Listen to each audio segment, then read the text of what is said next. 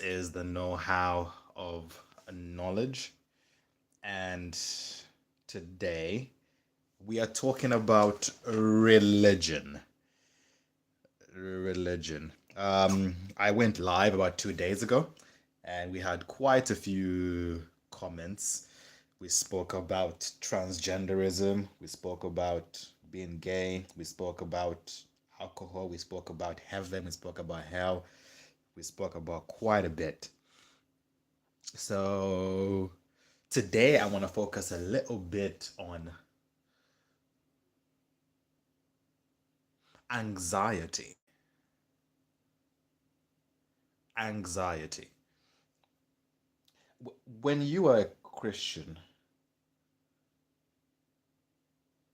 or should I say that oftentimes when it comes to Christianity, people become Christians for a few reasons. I'm going to bring this back to anxiety. People become Christians for a few reasons. One of the reasons why people become Christian is where they're born. If you are born in an environment where everybody around you believes in God and they're Christian, hi there, um, then what will happen is that most likely those people will raise their children to believe in God. And as they raise their children to believe in God, what will happen is that those children, because they are being raised in an environment where they believe in God, means that they are most likely to become Christian when they get older. The same is true if you look at other religions. If you raise a child in a Muslim context, because that's what they're exposed to as a child, what you will often find is that as they get older, they are more likely to become Muslim. Now, does that mean that religion is only based upon where you're born? No. Today I'm talking mainly about anxiety, so feel free to comment down below.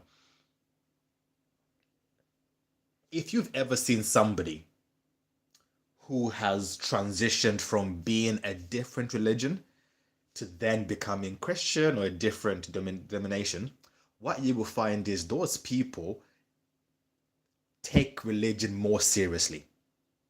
They do. They do.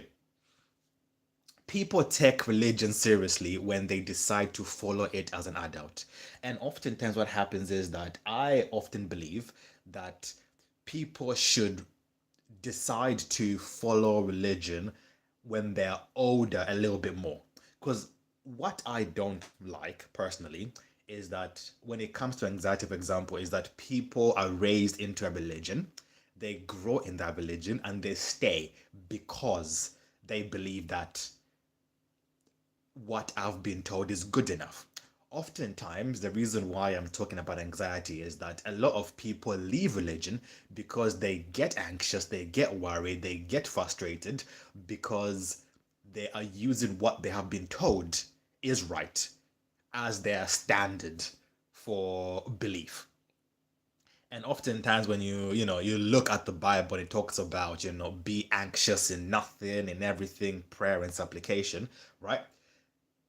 It's talking about when you are a child and you choose to believe in God, maybe not because it's a personal decision, but because all your friends are doing it, right?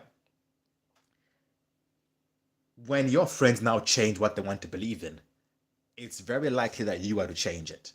But if you look at what Christianity is all about, it's about making a decision. It's about saying, you know what? I want to be the kind of person that has a relationship with God, a walk with God, right? Again, please comment down below. I'm seeing a lot of people coming in and out of this live stream, so comment any questions you have down below, right?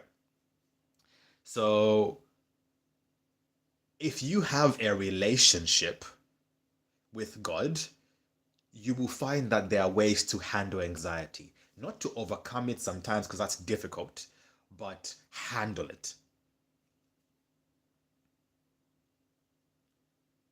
In front of me, I got a few Bible verses, but I don't want to go into Bible verses. So I'm going to ask you guys, do you have any questions down below? Um, but I guess in the spirit of talking about like children and adults, one thing that I sometimes struggle with understanding is it wrong to raise a child in a religious context? I was watching something online recently that was talking about how they should make it illegal to teach religion to children. And I was thinking, like, is that a bad thing or is that a good thing? What do you guys think? Should we stop teaching religion to children? I want to know. Comment down below. Because one thing that I, you know, to argue on that side is basically saying, you know what? To decide what faith you want to follow, you should be able to think rationally about it, study it, and go deeper into it, right? Whereas other people would say that no, when a child is born, from that day you should give them everything you know, right? Should it be wrong to give your children a religion? Or do you think it makes more sense to not teach religion to children, let them grow up exposed to everything, and then when they get older, saying, what do you want to pick? Do you think that's the way forward? I have a comment saying, hey, sir, to you. Welcome, Blackbird. And also, Masterman, welcome as well. But, yeah, what do you guys think? Should we give children religion? Or should we say, you know what, we shouldn't teach religion until they are older? I have my own opinions about it, but I want to see what you guys think down below. Comment down below. I wanna see your comments. There's people live watching with me right now.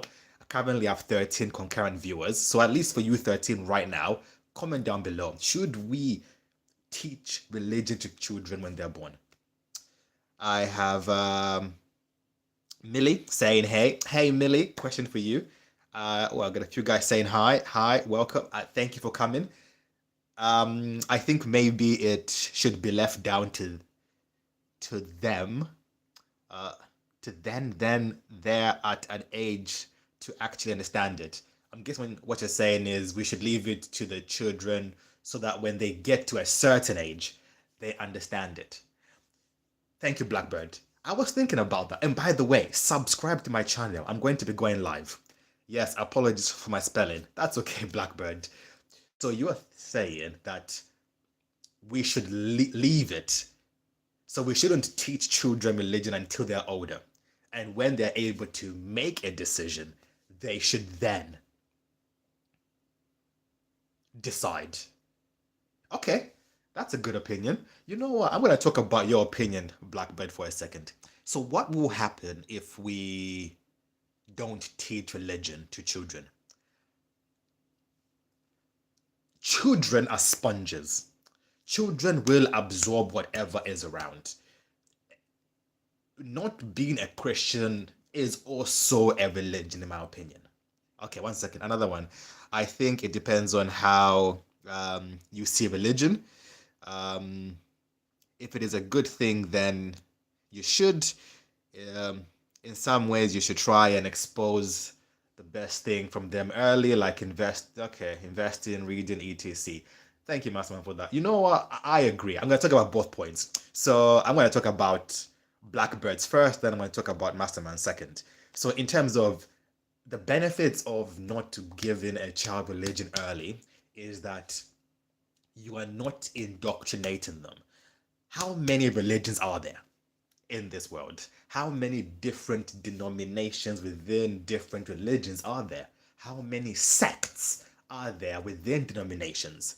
There's so many belief systems that if you try and um, teach religion to your children all the time, you will basically be forcing them down a certain path. So Blackbird, I get the context in terms of saying, let the kid decide. But I was thinking, children don't decide based upon them getting older and them saying, I want to do this and that. A child's view on morality, what is right and what is wrong, is based upon their environment.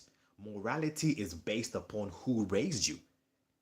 Even though we all have it innately, parents have a duty to instill morality. And if we look at the Western world, for example, all the laws we have are based upon morality. And if we look, especially in the UK, America, they're based upon the Bible and God. A lot of the laws we follow are based upon the Bible and God. A lot of the newer laws we make are not based upon the Bible and God. So a lot of our core fundamental beliefs in terms of what is good and bad is based on religion. So I understand that we should wait until we're older to train our kids or give them religion. But also thinking about it, we are still going to train our kids no matter what. Even if we remove religion, they will still know about it. So I see the point of there is a benefit to waiting to the older, especially if you as a parent want to give your children autonomy. In terms of if you don't know what you believe in, it makes sense to let your kids decide. But also, does giving your kids religion remove them from making decisions? Blackbird's come back saying, yes, definitely. That's the really interesting way of looking at it. Yeah, yeah, it's true. Our society is based upon religion. We are a religious society, and I'm sorry, you go to any country, most of their laws are based upon religions. So even if we choose to remove religion from children, we are still teaching it based upon our education system, based upon our laws, based upon what we as a society generally believe.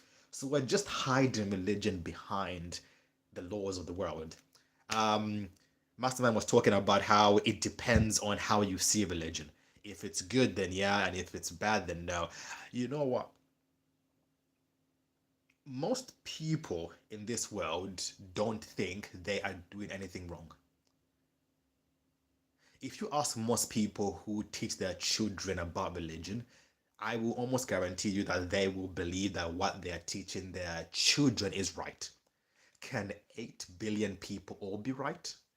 No, it's not possible. But I don't think religion is a bad thing. You know what? I'll tell you my belief system, right? Feel free to comment down below and challenge it. I think if a parent who is of a different belief system, let's just say, because I'm Christian, when I talk about Islam, is Muslim, I don't think it is wrong for that parent to teach the good things about Islam into their children. I don't think if somebody is born a Jew, becomes an adult and has kids, I don't think it's wrong for that person to teach their children about the good things about being a Jew. So I get you, Mastermind, in terms of like it's good to teach your kids about the good elements of religion. I think that if you look at religion as a holistic conversation, it all has the same themes in terms of be good to people, love each other, take care of each other, you know? Um, I have Blackbird again. It was me personally when I was younger. I wasn't too interested in religion. I mean, I never really fully believed in Christ till a couple of years ago. So I ended up forming my own decisions. So for you, it's your personal experience. You know what? The people that choose to follow God when they're older follow God with more intensity and take religion more seriously. The people that are raised in religion and stay in it, but don't have a personal relationship, a personal walk, or their religion is based upon what their parents told them, oftentimes don't follow it as strict. So, you know what, Blackbird? I have seen this personally. I know people who were raised in a religious context who take religion like a joke. And I have seen people who were maybe kind of raised religious but didn't really take it seriously. They left religion and they came back.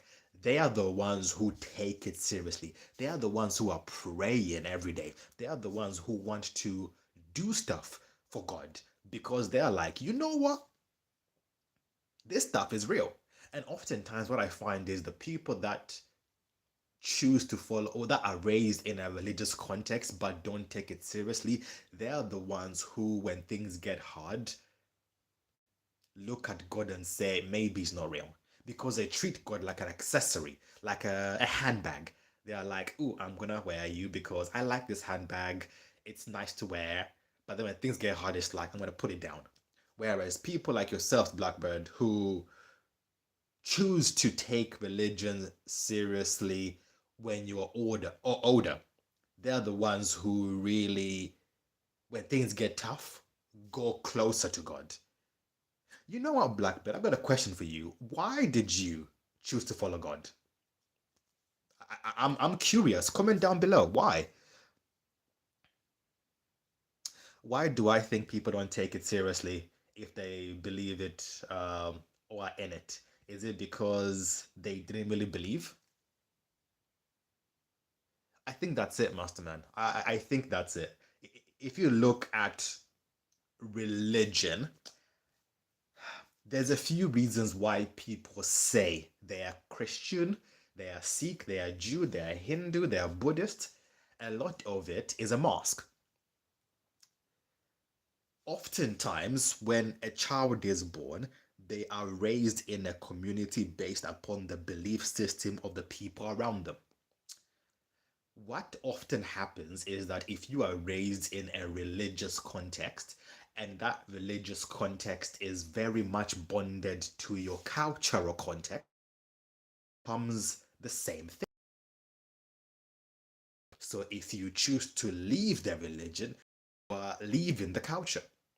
So oftentimes people will stay in their religion not because they truly believe in it or that they take it seriously, but because it's closely linked to their family, it's closely linked to their culture, and them outwardly asking questions about that religion and questioning certain beliefs would mean that they're exposing themselves to negativity from that culture or that family.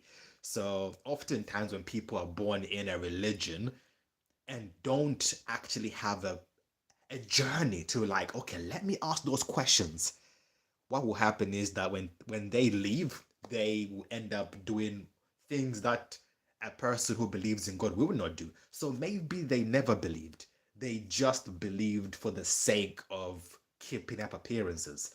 Blackbird is back saying, I was going through a tough time in my life where I lost my dad and I was in a really dark place. And then I just started praying every night, hoping things would get better. And when I was praying, I felt a warm feeling. Um, obeyed time. I guess every time I prayed, and over time, my life started improving, and it all lined up. So I knew it was God answering my prayers, and He was helping me improve. Sorry for the spell. I didn't check. It's fine. I don't really care about spelling. I get what you mean. Hmm. So you were in a dark place. You lost your dad. I'm sorry to hear about your dad passing.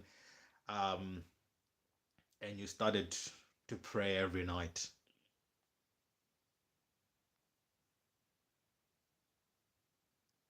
You know what? I applaud you. Losing somebody is not easy. And I can't even say I understand because every grieving process is different. We all grieve differently. So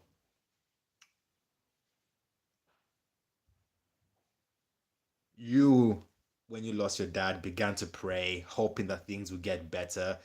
And when you prayed, you felt a warm feeling every time you prayed.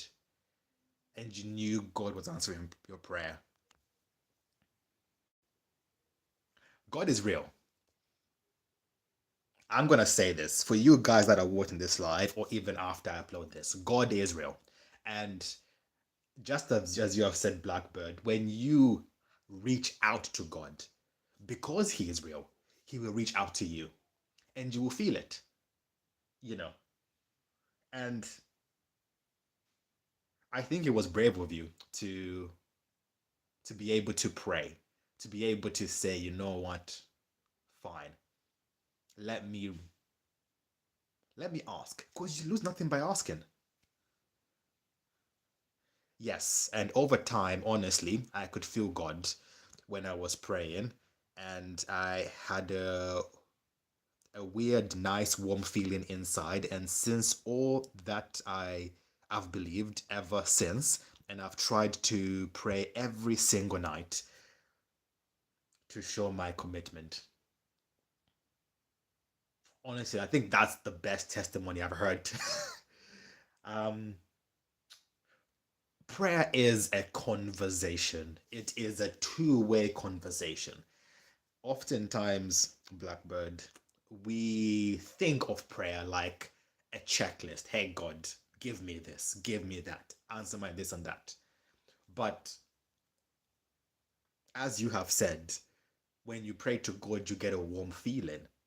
Because God is real, He will reach out to you and He keeps reaching out. And the fact that you are showing commitment by talking every day to God shows how much you really care about this relationship.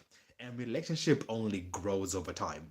So, you know what? That's inspiring in terms of the fact that you weren't raised in a very religious context. You chose when you're younger to maybe not take it seriously. After you lost your dad, you said, you know what? Let me pray. And when you prayed, you felt God. And this is the thing. In my live a couple days ago, I had a few questions about prove to me God is real, right? Prove to me that does God exist? And the truth is, oftentimes, when you go through what, for example, what you went through, Blackbird, and you say, you know what, I'm going to just ask, you will know when God reaches you. You will feel it because it feels different. If God is not real when you pray, you will feel nothing. But God is real. God will find a way to reach you in a way that makes sense just to you.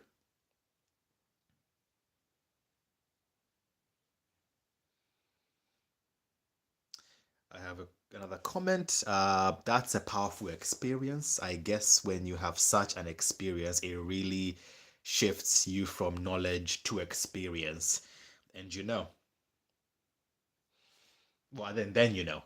Then you know it's real. You know, that's true. Like, whenever I have these conversations about religion, one thing I find is that people talk about religion in a very knowledgeable sense, as you said, Masterman. So when we ask the question, does God exist? We are asking, use physical experiences that can be explainable to define and determine God, to justify his real. But the truth is, it's about experience, and experience is personal. So God is real, and we experience him in a very personal way. And the way that I need to be reached by God will be different from how you need to be reached by God. Blackbird is back. Yes, I suppose so. It was honestly enlightening, and I've been a much happier person since. It all, and thank you. I appreciate that. No, you're welcome. You're welcome. You're welcome. There's a Bible verse that says, no one comes to the Father unless the Father cause me draw him. I don't know the Bible verse. You can Google what I've just said and you'll find it. What that means is that we think that it's us that is doing the work to find God. We are the ones reaching out to God. We are the ones who are calling to God, and God is coming to us. And there's truth in that. Yes, we are the ones who are reaching out to God and God comes to us. But the Bible is clear. It's saying that, you know what? If you are coming to God, it's because God began to do some stuff in you so that he was calling you to him. So I'm going to encourage you, Blackbird, to let you know that Yes, you were able to pray and reach out to God, but the fact that you were able to pray means that God was doing some stuff in you to reach you and to call you. There's a reason why I am doing this, by the way, guys. I am going live for one reason. And I'm going live because I believe that nobody comes to God unless God says, "Come to me." That's true, right? But God will start to plant seeds in people so that when the time comes where He calls you, you will say yes because He's planted the seeds. And I'm hoping that me going live will help people think about religion, think about God. It's kind of like planting those seeds. I'm not saying believe in God now and follow Him. What I'm saying is that it's important to have these discussions because I know God is real. I don't have to say go to church. I don't have to say you have to believe in God today. All I'm going to say is let's have a conversation. Let's open our minds talking about it. And because God is real, I know that eventually in His own time, He will find a way to reach you in your own way. Blackbird is back. Yes, I suppose so. It was okay. That's the same comment down below. But yeah, guys, please feel free to comment. We're talking about religion here. I spoke about anxiety, but we've gone into a little bit about, the experience that, of that God does find a way to get you. And you know what? If you're not a Christian, please feel free to comment down below as well. I want to have a discussion with you. Are you atheist? Are you agnostic? Like, what is your belief system? I'm actually curious. So thank you guys for sharing down below and keep commenting, by the way. Um, it actually means a lot. It does. So yes, when it comes to God, God is the one that actually is calling you, and we don't see it that way. We don't. This has been great, honestly. I appreciate it. I will subscribe. Thank you. Thank you for subscribing. Honestly, I really appreciate it. Subscribing means a lot because what it does, it means that it tells YouTube that whenever I go live, they should show this to more people. So, subscribing actually is a way to get people to have an open conversation. So, thank you for subscribing, Blackbird. Means a lot. Let's grow this community. I am trying to make a mini community on this YouTube channel. That way, we are all able to, have an open conversation. Because the truth is, right, oftentimes when it comes to religion, whenever people go live, they do one of two things. They talk only about what they believe in and they say that everything is wrong except what they believe in, or they Bible bash. That if somebody says they don't do what the Bible says, they're gonna be like, you are wrong, you're going to hell, you're gonna die. That's not what we do here. We have open conversations. In the last live, we spoke about being transgender. We spoke about hell. We spoke about Trinity. We spoke about religion. So ask any questions. I am more than happy to go into them. I might not know the answer, but we can have a discussion about the answer. So please feel free to ask any questions. Um, I think this kind of discussion is brilliant in today's day and age with how violent the world is. Much love. Thank you. I agree. Like, I'm sick and tired of watching the news and how sometimes we live in a world where people are not able to have open discussions. It's always a debate. It's always right versus wrong. It's always I am this, you are that, and there has to be a winner. It's nice to have an open conversation in a space where people are able to express themselves. One thing I find that I don't like about Christianity, and I'm gonna say it, and I am a Christian, is that we don't create spaces where people can speak honestly and where as Christians we're able to answer honestly. I feel like a lot of Christians want to give Christian answers instead of giving human answers. What I mean is that because God is real, God will be able to help people like me or anybody like you to give answers in a loving way without having to throw the Bible on people's faces. right? By having conversations. I haven't opened the Bible in this chat, have I? I've been going live for 29 minutes and I've not read a verse. I have quoted a few verses, but I think it's good to have conversations like this. So please comment down below any questions you have about religion, about Christianity. I am more than happy to, you know, answer them, have a discussion about them. It will be fun. It is fun. I enjoy it. Recently I have had some very hard questions and I love it. Honestly, I love it. So please feel free to comment down below and we can answer any questions that you guys may have. Let's go for it. I'm more than happy for you guys to comment down below. But Blackbird, by the way, thank you for commenting and sharing your experience and your story. You know, it's actually very inspiring. But do you have any questions about religion? I'm not saying I know everything, but I love questions. I love questions. You know what? What I'm gonna do is, if I don't get any questions, I have a question right there. I was gonna read some I got last time. Um, do you think Christianity is getting stronger in the world? No, I think Christianity is a dying religion. And I also think that Christianity is a religion that everybody says they believe in. Let me tell you about the last 100 years what's happened. About 100 years ago, everybody had a religion. Everybody believed in something. If you did not believe in religion, you believed in a different belief system. All our schools, all our laws, if you look at the wars, look at the speeches of Churchill, look at the speeches of every dictator, every leader, they all had religious contexts with them.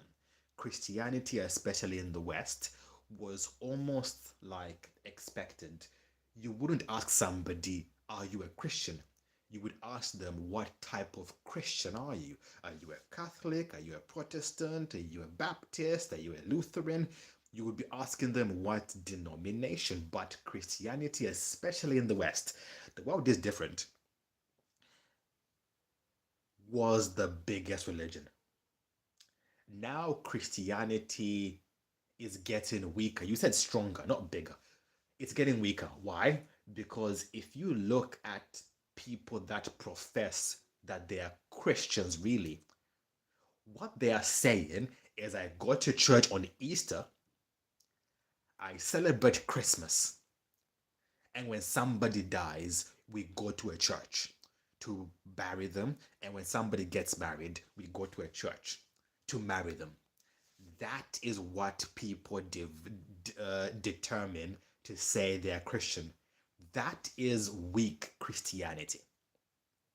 Because the truth is, right, Christianity in the world, for it to be strong, it means that people are taking what Christianity is seriously. Being a Christian means you are walking as Christ walked, as Jesus Christ did, right? And also you are following Jesus. So whatever he taught, or whatever you read in the Bible, you choose to believe and you choose to follow. There's a lot of things the Bible asks us to do. Or let me put it this way, in the Bible, it's very clear. When you are a Christian, you will show evidence of being a Christian. Evidence is, for example, like you're doing Blackbird, praying, um, worshiping with people who are like minded, being kind to people, being nice to people, reaching out to people, doing good things to people, being consistent. The Bible talks about having the fruits. This is what you get when you are a Christian, when you believe in God. Christianity is dying because people are not A, showing those fruits because they're not really Christians. It's a mask.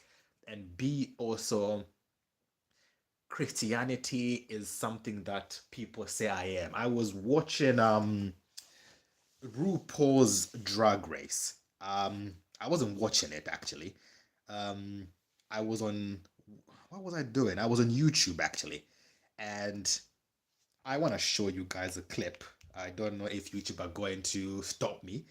Um, and I want you guys to hear this. Let me know if you can. Are you religious? I am a Seventh day Adventist. Okay. Like, no pressure, but Jesus is great. This winter, RuPaul's Drag Race moves to TBN. Everybody say Okay, 1 second. One more Are you time. religious? I am a Seventh day Adventist. Okay. Like, no pressure, but Jesus is great. This winter, RuPaul's Drag Race moves to TBN. This person is called, is it Leticia? Uticia, right? And they're talking about how they're religious, right?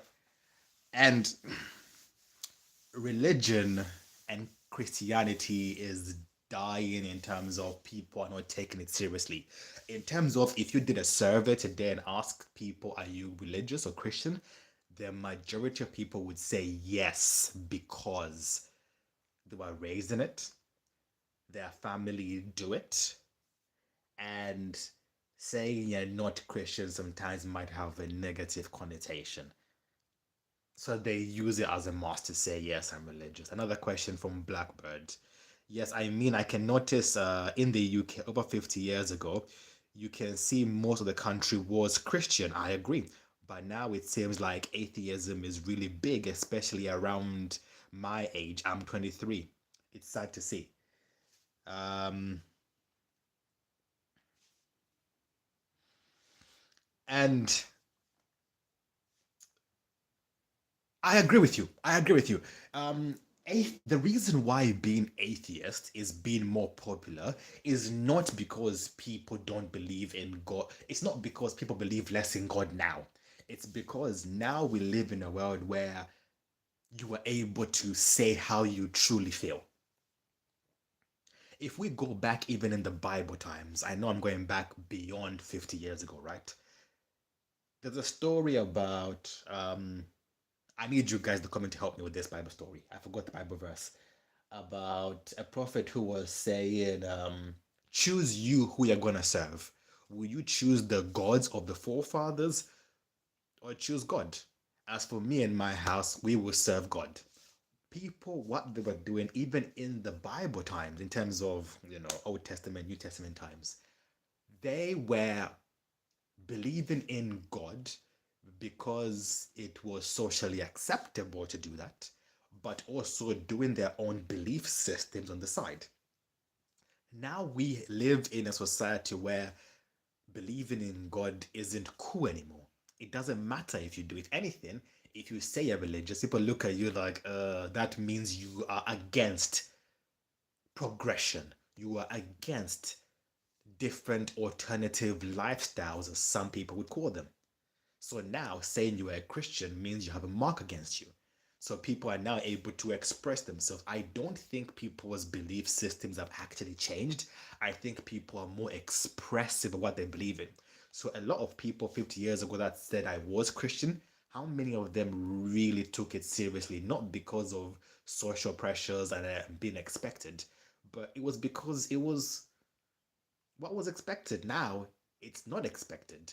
So because there's no pressure, they don't say they are.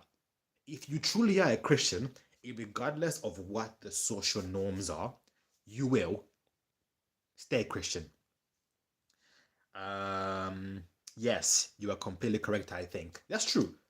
The thing is, well, like, if society changes and the entire society changes what they believe in, is it because they actually believed? Or is it because the pressures in that moment were like, what Christian are you? Not what do you believe in? Masterman, why do you think Christianity is dying? Or people really lean towards atheism? Um, Christianity is dying because I'm trying to think of the best answer to give you why it's dying. There's a few reasons. The first reason is Christianity is dying because the Christian values that were previously in play are no longer supported by lawmakers. If you look back at Obama, when he first took his term and he made his is it inauguration speech, he spoke about the nuclear family, spoke about one man and one woman and a nuclear circular family. And when we see what happens in his next term, he doesn't talk about the nuclear family. He talks about what did he talk about? Don't ask, don't tell. He talks about inclusivity. He talks about being able to be progressive. He talks about supporting every lifestyle as long as it doesn't cause harm to people, right? Christianity is dying because people feel like the lawmakers are no longer supporting Christianity and are only using it for a political agenda. So religion is now political. It's and also lawmakers are now not using religion as much as they did. If you look at all the laws that are being made, they're using less and less religion, and what they're using is they're actually trying to remove religion and make new laws. So people feel like, okay, if I now support religion, I'm also going against this belief system. People believe that you can't be Christian and love gay people. People believe you can't, like, it's impossible to be Christian and care about people. Like, people put Christians in a box that all Christians should be this. So I'm not going to be Christian. In my last live, I had a question that um, I think answers this perfectly. Um, that says, I'm not a Christian because I'm an alcoholic, I am transgender, and I like drugs. And God doesn't like that stuff. That was my last live. People are choosing to not be Christians because they believe that if you are a Christian, you have to be one kind of person and there is no room to ask questions or to struggle. That's why it's dying, because people don't know that Christianity is a journey and people need to walk on that journey. Um, Marvelous.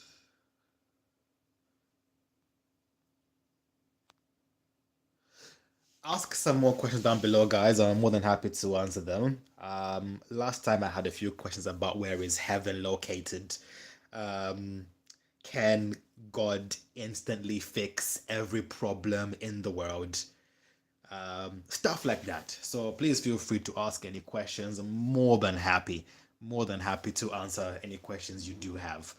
Um, but you know what? Whilst I'm waiting, I'm gonna touch on a point that might actually interest you guys, and that is, does God have pleasure in? Ooh, question. Where is heaven located? Seems interesting. Isn't it up there? Um, is that too narrow minded? I get the question. So, is heaven like a physical location up in the sky? Like, is it located in a different solar system, a different universe, a different dimension? Where is heaven located? That is a great question. The answer depends on what you define as heaven. There are a few heavens. Um, That's actually three heavens. Um, Two of them we can see right now. One of them we can't. The first heaven is the sky. So when we say all the heavens, we mean like from here to the clouds. Those are the first heavens. These are the clouds, like the sky. When you're in a plane, you're flying through the heavens, right? Through the sky. That's the first heaven. We know where that heaven is. The second heaven is above the clouds, like the stars, the moon, the sun. Like that's the second heavens. That's where you need to use satellites to see, or you need a spacecraft to go up and see. That's the second heavens, right? So we can see those, we know them, they are very visible, we know how they work. Well, we kind of know how they work. We have sent man to all these two heavens. The third heaven is where Jesus and God is. Where is that located? Two answers. First of all, it is a physical location. It does exist. Because in the Bible, in the book of Revelation, it says there was silence in heaven for about half an hour. In that half an hour, the physical heavens is moving towards earth so that Jesus is coming down to pick mankind. So that journey is half an hour. It doesn't have to take half an hour, it can be instantaneous, but that is heaven coming down to earth. So for God to pick up the humanity, right? So it talks about the half an hour. So there is a physical journey that it takes for heaven to come to earth, and it's about half an hour. That's in the book of Revelation. I don't know the exact chapter. You have to look it up yourself. So heaven is a physical location. Can we see it? Probably not. Some scholars say that heaven is found within the Orion Nebula.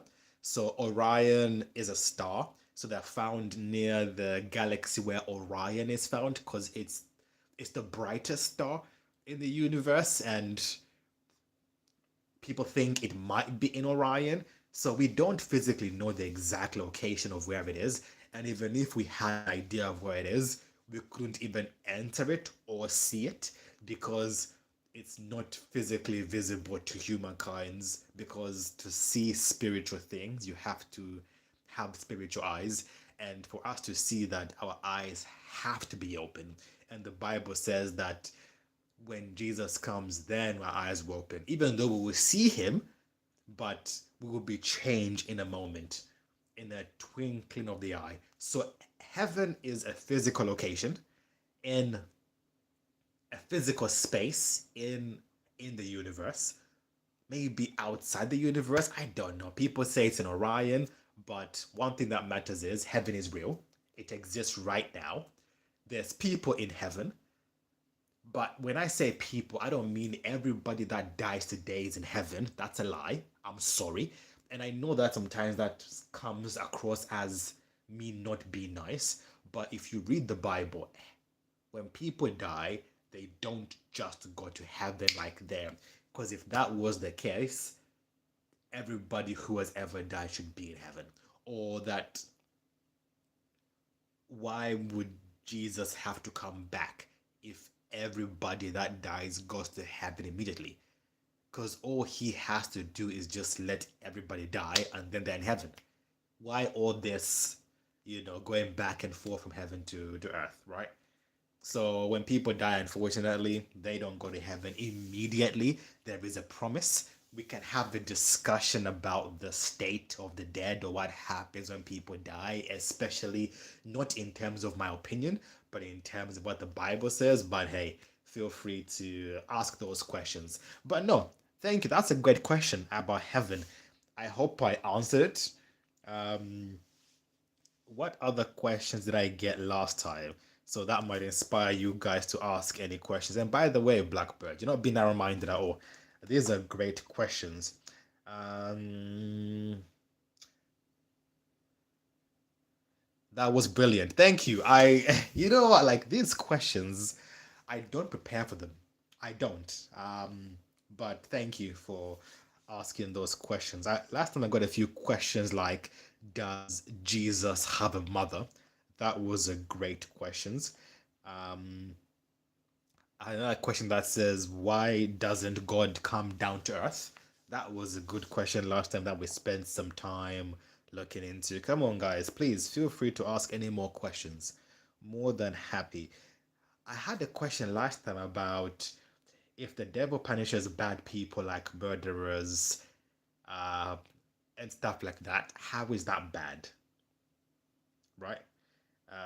Because murderers deserve to be punished. We spent a lot of time answering that question. I had another question about is there proof that God exists? So these are some of the questions I had before. So please feel free to ask any questions down below about religion. I'm more than happy to go into them. This live was actually meant to talk about anxiety, but it's it's really changed and shifted. Um, uh, This one is more of your opinion, but with how bad the world is, with all the evil in it, do you think the devil has a big presence on our earth today? Just interested to hear your thoughts. With how bad the world is. Oh, I have a hello there from Jasper Ross. Thank you. We are feel free to ask any questions you have. It's about religion today. So you're asking a question about, in my opinion, with how bad the world is, and all the evil in it. Do I think the devil has a big presence in the world? Yes, I do. I think the devil has a massive presence in the world, but I'm going to say something that you might question. I think as humanity, we blame the devil too much. I know, right? A Christian just said that. A Christian just said we blame the devil too much. The devil has a big presence in this world, but I think people like to use the devil as a mask to blame every bad thing. What I mean by that is people are really bad about taking accountability. We act like every bad thing that people choose to do, it's because the devil made them do it. Comment down below. Am I going crazy? Right? And this is the thing, it's like we blame the devil for things that we have the power over. People are evil in this world, right? No, you get it. You get it perfect. Yeah, people are evil in this world, and the devil does play a big part in a lot of evil that happens. But God gave us something called free will. When Eve chose to eat the apple, who was to blame? Or let me put it back.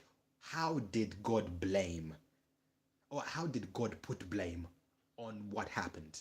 If we look back at what God did when Adam and Eve sinned, he blamed everybody. He blamed the serpent because it's like you did a bad thing. So I'm gonna put this back into today's context, right? When something bad happens, we blame the devil. And that's true because the devil has a part to play. The devil puts things in place so that bad things do happen. So, yes, the devil has a part to play when bad things happen. That is true. If we go back to the Garden of Eden, when Eve and Adam sinned, God first put the blame on the devil to say, hey, I'm going to curse you, Satan. Well, Satan used a serpent, so the serpent was cursed, right? Cool. Then God then went to Eve and said, because you have done this. What does that mean? It means that if we look at today's context, right? When people do bad things, they are also equally to blame as the devil. Yes, the devil can use people, but those people have to be willing to be used. So, which means that the devil has a big presence, but people are vessels. People choose to be used. And when I say choose, I don't mean that sometimes they are waking up saying, yes, I want to be used by the devil. Sometimes it's by not choosing to be used by God, you're making a choice to be used by the devil. That's how it can work the other way. But God, if we look back in the story of Adam and Eve, curses the serpent, saying, hey, devil, you are to blame. But the blame doesn't stop there. He says, hey, Eve, you are to blame. Then he goes into Adam, hey, Adam, after Eve sinned, you are to blame because of what you chose to do after the fact. I am going to talk about murder as an example, right? And if somebody commits murder, they are guilty, they have done something wrong. But if somebody chooses to help somebody who has committed murder, they are also guilty of murder, and that is called an accessory after the fact. When Eve sinned, Adam became an accessory after the fact, to the point where when God passed judgment, Adam was also judged upon because he was an accessory after the fact.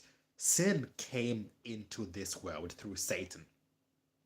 Humanity, even to this day, still works with Satan to do evil and bad things. Even if you are an accessory after the fact, which means that you are supporting or you're endorsing or you are turning a blind eye to bad things happening, you then become like Adam. You become an accessory after the fact. It means that you are choosing to help or support somebody who is doing bad or doing evil. So, yes, the evil is present, but we as humankind are also to blame because God gave us free wills. We are not robots. We have a choice to make.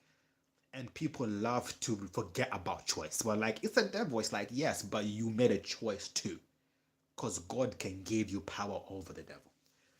Um, do you think some people are born with that evil presence, for example, serial killers? Or do you think someone has some help sorry, do you think someone has some hope and form more redemption? Um, do I think some people are born with like being a serial killer in mind? Yes. I believe so. The Bible talks about genealogy, talks about curses, and it talks about bloodlines. It says that some things will follow you up until the third and the fourth generation. So your great great great grandkids, right? What that means is that you could have tendencies in you that you don't act upon. Then you have kids and they have the same tendencies that they don't act upon. But then you have grandkids. They have those same tendencies but choose to act upon it.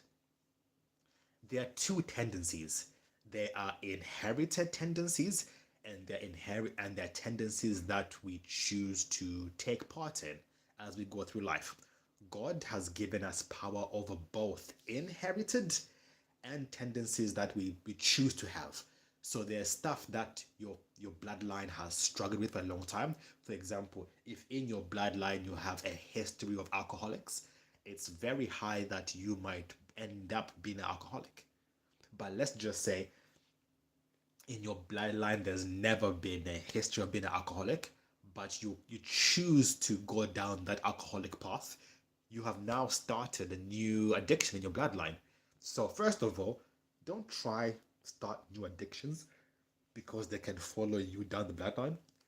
And secondly, even if you have been given tendencies through the bloodline, God still gives you power over them. There is still choice. That's why you can see that if you look at the parents of some serial killers, it's not always consistent. Some parents are the most amazing parents, but the kids end up doing the worst. Sometimes, yes, you can say your parents are to blame. So oftentimes it's like, yes, it can be the bloodline, but it doesn't mean that that gives a person the right to do it. What do you think is the origin of our thoughts, though? The Bible says there is no new thing under the sun, right? That means that every thought we have isn't new. Or should I say that yeah, there is nothing new that you can think about that somebody has not thought about before. Of course, we can have new ideas and new ways of doing things, but the our thoughts originate from two places: our past, our current influence. These are the two sources of our thoughts. What that means is that if you can know somebody's past, if you can know what influences somebody in the present, you can almost guess what they're thinking. An example, if somebody was raised in a chaotic environment, Alexa, stop. My goodness, sorry, my little Alexa's talking. So, if somebody is raised in a context of violence, raised in a context of anger and frustration, raised in a context where when somebody doesn't know how to regulate their emotions, they lash out, they get angry, they get frustrated. And then when they get older, their influences are people who A have been through the exact same journey and still struggle with those same tendencies, and they attract people who are also violent and struggle to regulate their emotions. If you put them in a highly stressful environment, you can almost guess their thoughts. You can. If you put somebody in a context and they're raised in a context of you are able to speak about your emotions, you are able to regulate your emotions, you are able to express how you are feeling in a way that you felt like you're being heard, and you are in an environment of people that love and support you, care about you, and give you a platform to share your thoughts. You and now you something happens to you, you can still almost guess how what someone thinks. I think the origination of thoughts is based upon your experience and your current environment. This is the nature, so Mother Nature, versus nurture, how you are raised and the people around you. Both play a part and determine your thoughts, which means that the way you raise a child will determine how they will think when they're older, will determine how they react when they're older, which means that yes, you do have a part to play when raising a kid, but when they get older, if you are able to raise that kid in an environment that has community, that is able to uplift each other, when they even get older, their thoughts will be different than somebody raised in a place where, you know, everything is chaos. And now when they get older, they think the world is chaos. Alexa. So I'm gonna end the live stream here, guys. If you Alexa, stop. I need to stop saying that. I'm gonna change the name of this thing because it's it's all my case. Anyway, I'm gonna stop the live here. If you have one last question, please feel free to ask. Blackbird, thank you for engaging. Masterman, thank you for engaging, and everybody that's commented, thank you for engaging as well. Shout outs to Millie. Shouts out to um, Admire. Shouts out to who else? Yeah, to everybody that's been here. So, guys, thanks for watching. I'm gonna go live again, maybe tomorrow, but please subscribe so you would know when I'm live again. But yeah, guys, thank you for watching. Please like, comment, subscribe, and yes, peace.